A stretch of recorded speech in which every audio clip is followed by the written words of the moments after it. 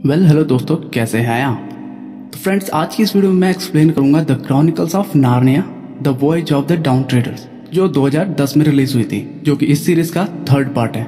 वैसे अगर दोस्तों आपने इससे पहले वाले दोनों पार्ट्स नहीं देखे तो उन दोनों पर मैं ऑलरेडी वीडियो बना चुका हूँ, तो उनका लिंक मैंने नीचे डिस्क्रिप्शन में दे रखा है, आप चाहें तो उन्हें वहां जाकर देख सकते हैं। तो मूवी की शुरुआत होती है इंग्लैंड से, जहाँ चारों को नार्निया से आए हुए अब 3 साल हो चुके होते हैं, जहाँ द्वितीय विश्व युद्ध अभी भी जारी रहता है। तो एडमंड और लूसी अपने अंकल के यहाँ रह रहे होते हैं, जहाँ उनका एक कजन भी होता है जिसका नाम यूस्टस होता है। वहीं पीटर और सुजैन अपनी मॉम के साथ अमेरिका में रह रहे होते हैं। यहाँ एडमंड फौज में भर्ती होने की कोशिश कर रहा होता है, पर उसकी कम उम्र होने की वजह से वो फौज में भर्ती नहीं हो पाता। जिसके बाद घर पर लूसी और पीटर को सुजैन का लेटर आता है, जिसमें सुजैन बताती है कि अमेरिका एक अच्छी जगह है, पर तुम साथ होते तो और अच्छा होता। यहाँ सुजैन ये भी बताती है कि वो ब्रिटिश काउंसिल की एक टी पार्टी में गई थी, जहाँ वो एक नेवल ऑफिसर से मिली जो शायद उसे पसंद करता है। यहाँ एडमंड और लूसी को ये पता चलता है कि उन्हें कुछ और महीने अपने अंकल के साथ वहीं रहना होगा। यहाँ एडमंड और लूसी कमरे में जाकर सामने बनी तस्वीर को देखकर नार्निया की बात कर रहे होते हैं। तभी वहाँ पर यूस्टस आता है, जो नार्निया को एक झूठी कहानी कहकर उनका मजाक उड़ाने लगता है। अब इस वजह से एडमंड और यूस्टस के बीच झगड़ा होने लगता है, पर तभी वहाँ लूसी को उस तस्वीर में कुछ हलचल दिखने लगती है, तो वो एडमंड को वहाँ पर बुलाती है, पर एडमंड अभी भी पीटर के साथ बहस कर रहा होता है। अब इसके बाद तस्वीर में से पानी रिसने लगता है और देखते ही देखते तस्वीर से पानी बहुत ही तेजी से निकलने लगता है, जिस वजह से पूरे कमरे में पानी भर जाता है। और इस बार वो तीनों अलमारी या किसी ट्रेन स्टेशन के बजाय वो एक पेंटिंग के जरिए नार्निया पहुंचते हैं। अब यहाँ तीनों खुले समंदर में पहुंचते हैं, जहाँ पीछे से प्रिंस कैस्पियन का एक बड़ा सा जहाज आ रहा होता है, जिसमें से प्रिंस कैस्पियन उन्हें बचा लेता है। यहाँ एडमंड और लूसी के लिए नार्निया आना एक नॉर्मल सी बात होती है, पर उधर यूस्टस को अभी ये सब बात समझ में नहीं आ रही होती कि वो अचानक अपने घर से किसी और जगह कैसे पहुंच गया। तभी वो नार्निया के बोलते हुए जानवर को देखता है, जिस वजह से वो वहीं पर बेहोश हो जाता है। अब कैस्पियन एडमंड और लूसी को उसके सामान वापस देता है, जिसमें एडमंड की टॉर्च और लूसी की जख्म भरने वाला जादुई रस और एक खंजर होता है। यहाँ कैस्पियन बताता है कि उसने इन 3 सालों में नार्निया में चारों तरफ पूरी तरह से अमन और शांति कायम कर दी है। तो ऐसे में एडमंड कहता है कि अगर नार्निया में हर जगह अमन और शांति है तो फिर हम यहाँ कर क्या रहे हैं। तो इस बात से कैस्पियन भी थोड़ा कंफ्यूज होता है। यहाँ लूसी कैस्पियन से पूछते हैं कि हम सब कहाँ जा रहे हैं, तो इस पर कैस्पियन बताता है कि हम उस 7 सामंतों को ढूंढने सुनसान टापू पर जा रहे हैं, जो मेरे पिता के खास वफादार थे। ये 7 सामंत कैस्पियन के चाचा से डरकर एक सुनसान टापू में चले गए और तब से लेकर आज तक उनका कोई अता पता नहीं चला। जिसके बाद सब उस सुनसान टापू की तरफ बढ़ने लगते हैं। अब बाहर लूसी रिपीचिप नाम के एक चूहे से मिलती है, जिसने नार्निया और मिराज के बीच हुई जंग में उनका साथ दिया था, जिसे आप इससे पहले वाली मूवी में देख सकते हैं। यहाँ वो कैस्पियन के साथ जा रहा होता है, क्योंकि उसने सुना होता है कि पूर्व की ओर जाते हुए हम दुनिया के छोर पर पहुंच सकते हैं, और जहाँ असलन का देश है। इसके बाद लूसी समुद्र में नीचे देखती है, जहाँ उसे जादुई जलपरी दिखती है, जो लूसी का नार्निया में स्वागत कर रहे होते हैं। इसके बाद यूस्टस को होश आता है, जहाँ लूसी यूस्टस का हाल पूछती है, जिस पर यूस्टस कहता है कि मैं अब ठीक हूँ। यहाँ यूस्टस कहता है कि जब मैं जमीन पर पहुंच जाऊंगा तो मैं पुलिस से कहकर तुम्हें मेरी किडनैपिंग के केस में अंदर करवा दूंगा। अब इस बात को सुनकर नार्निया के सभी लोग वहां पर उस पर हंसने लगते हैं। तभी जहाज पर एक आदमी को दूर सुनसान टापू का बंदरगाह दिखता है, जहाँ कैस्पियन, एडमंड, लूसी और यूस्टस के साथ थोड़े सैनिक एक छोटी सी नाव के जरिए उस टापू में जाते हैं, जहाँ उन्हें आसपास कोई नहीं दिखता।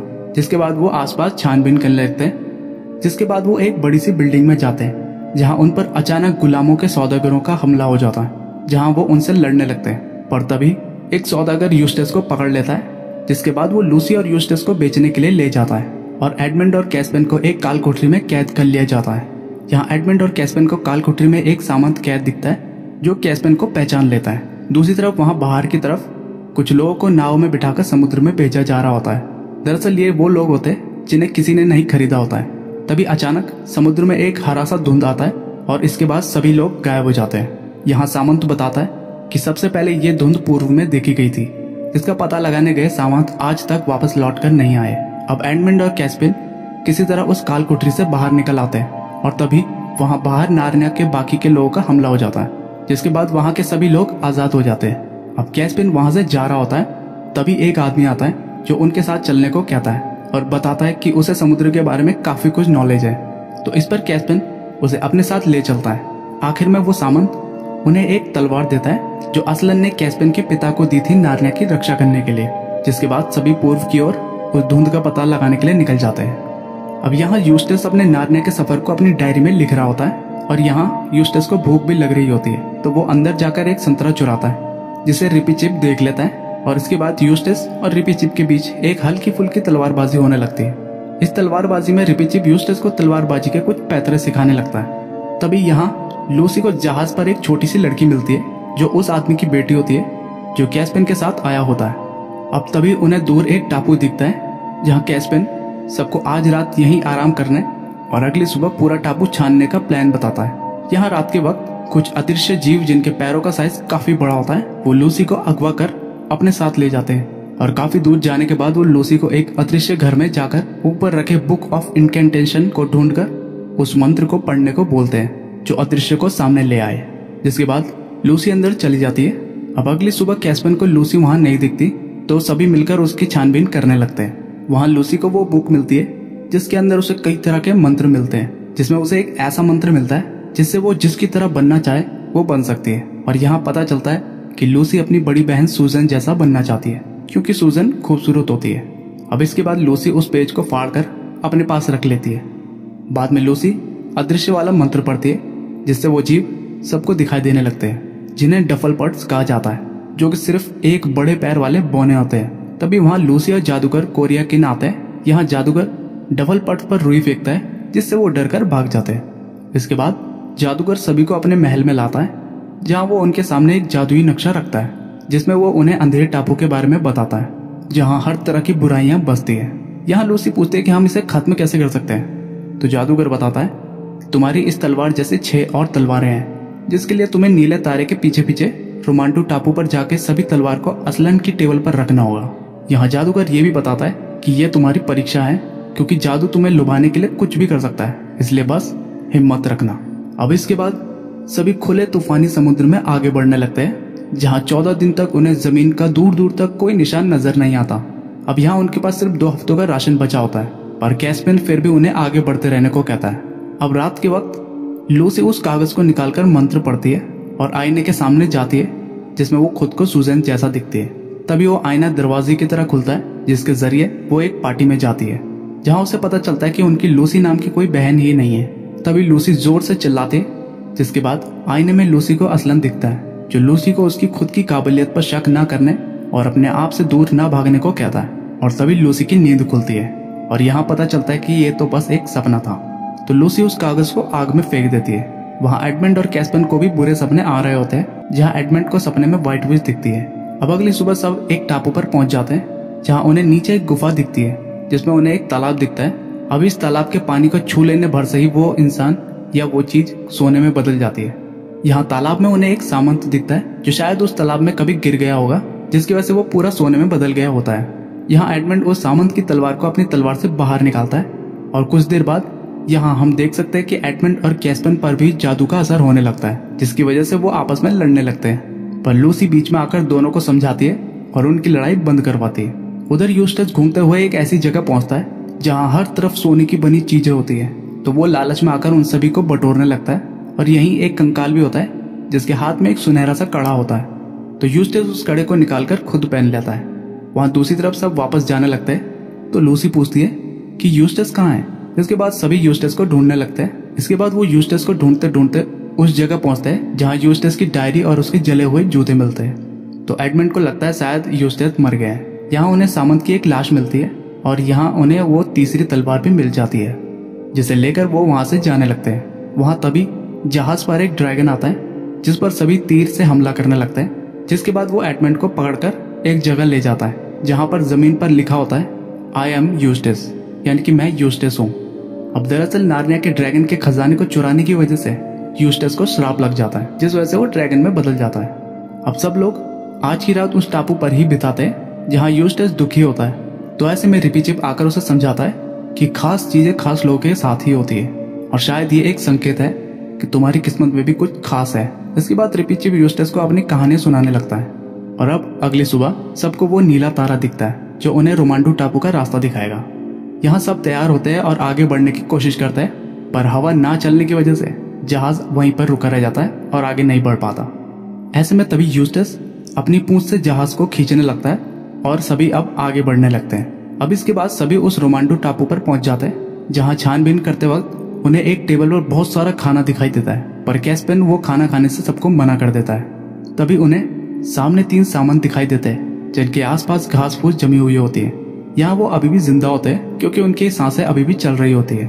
ऐसे में एडमंड को वहां पर व्हाइट विच का हथियार और अरसलन की टेबल दिखती है, और वहीं पर उन सामंतों की तलवार भी। कैस्पियन यहाँ पर सभी तलवार को रखने को कहता है, पर अभी भी एक तलवार कम होती है।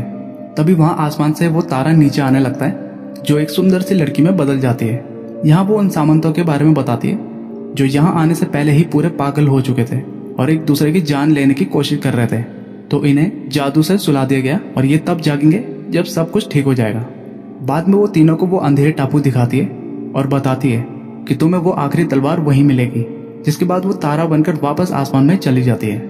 अब अगली सुबह सब उस अंधेरे टापू की तरफ बढ़ने लगते हैं। यहाँ कैस्पियन एडमंड को उसके भाई की तलवार देता है, और वहां ऊपर रिपीचिप यूस्टस के साथ आगे बढ़ रहा होता है। तो यूस्टस उस अंधेरे टापू को देखकर डर जाता है और वापस जाने लगता है। तो ऐसे में रिपीचिप समझाता है कि एक महान योद्धा कायरो की तरह नहीं डरता। रिपीचिप यहाँ पर यह भी बताता है कि मैं एक चूहा हूँ और तुम एक ड्रैगन हो, जिसकी खाल लोहे से भी ज्यादा मजबूत है और जो मुंह से आग उगलता है। जिसके बाद यूस्टस में जोश आ जाता है और वो वापस अंधेरे टापू की तरफ बढ़ने लगता है। यहाँ अंदर धुंध अपना काम करना शुरू करता है, जिसमें कैस्पियन को अपने पिता और एडमंड को वो व्हाइट विच दिखती है, जो उसे अपने साथ चलने को कहती है। तभी वहां सबको एक आवाज आती है, जो कहता है कि दूर रहो, मैं तुमसे नहीं डरता। ये आवाज उस आखिरी सामंत की होती है, जिसके पास वो आखिरी तलवार होती है। तो सब उसे जहाज पर ले आते हैं। जिसके बाद कैप्टन जहाज को वापस मोड़ने लगता है, क्योंकि उन्हें वो आखिरी तलवार भी मिल गई होती है। पर तभी वहां पर एक बड़ा सा समुद्री सांप आता है, जो जहाज पर हमला करने लगता है।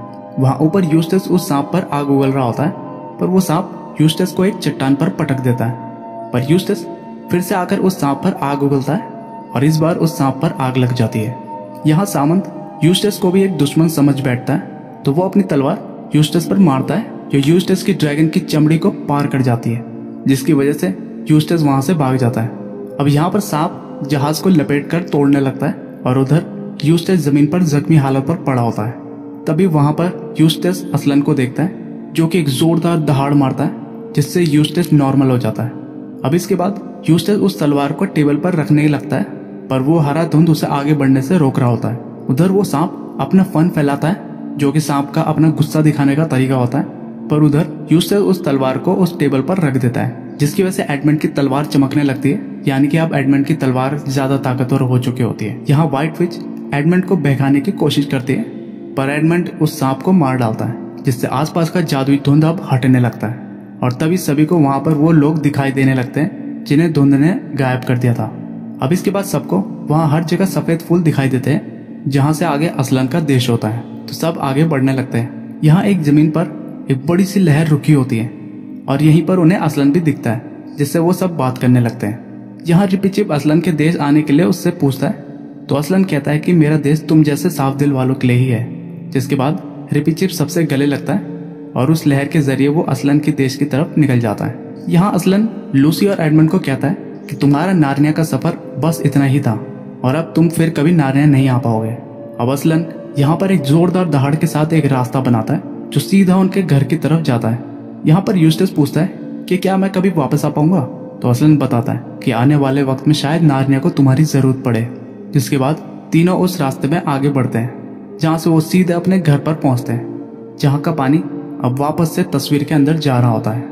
जिसके बाद यूस्टस का बर्ताव एडमंड और लूसी के साथ ठीक हो जाता है, और अब विश्व युद्ध भी खत्म हो जाता है, और इसी के साथ ये मूवी भी। तो दोस्तों, आपको chronicles of Narnia the voyage of the down trader movie कैसी लगी, ये आप कमेंट सेक्शन में कमेंट करके जरूर बताइएगा। और अगर आपको ये वीडियो पसंद आई हो तो एक लाइक तो बनता है बॉस।